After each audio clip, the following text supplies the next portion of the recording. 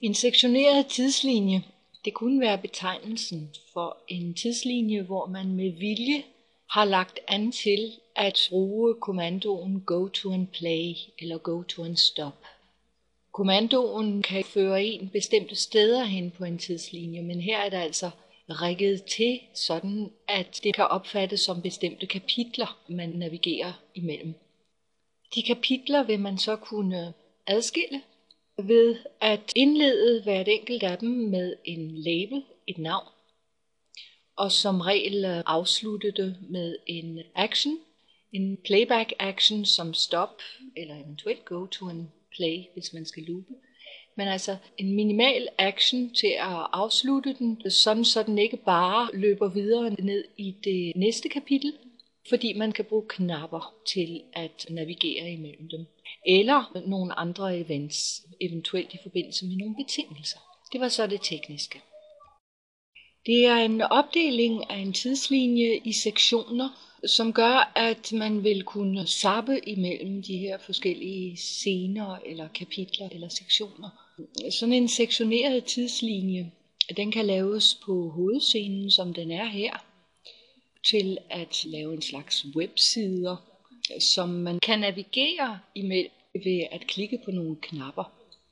Hvis jeg spiller den her film med Ctrl-Enter, kan man se, at når jeg klikker på Home, så går vi hen et sted på tidslinjen, der hedder Home. Hvis jeg klikker på Info, så er vi et sted, hvor der er arrangeret noget indhold, der har med infoen at gøre. Og igen, hvis jeg vælger at genspille introen, kommer jeg hen der, hvor introen foregår.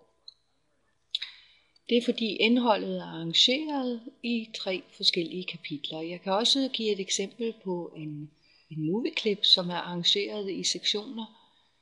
I det her tilfælde er det den her lille gaffel med noget mad.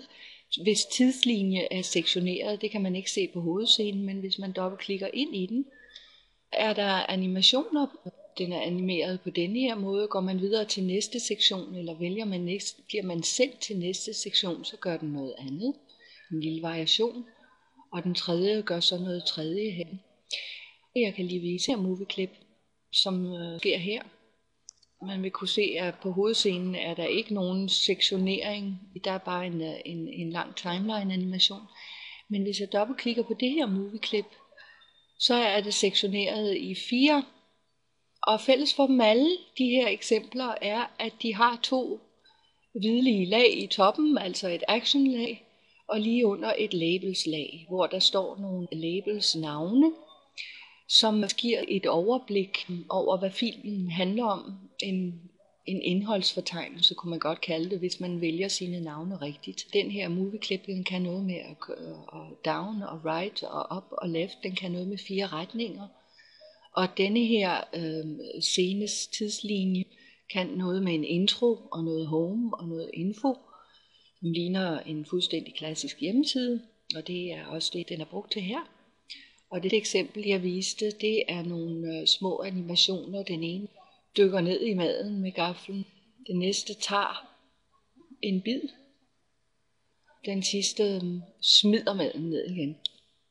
Det var en sektioneret tidslinje, som egentlig bare er en bestemt måde at strukturere den på, hvor indholdet varierer for at give forskellige meninger eller udseender. Og hver sektion er indledt med en label og slutter af med en action. Og labels er selvfølgelig på labelslaget og actions på actionslag. Og det giver mulighed for overblik og for variation. Det er også meget nemt at tilføje en sektion. Man gentager en label og en action og et ny lille portion indhold. Det næste jeg vil gøre er lige at forklare, hvordan labels og actions hænger sammen, så man kan fornemme den her lodrette streg imellem sektionerne, og hvordan nogle knapper vil kunne zappe hen til det sted.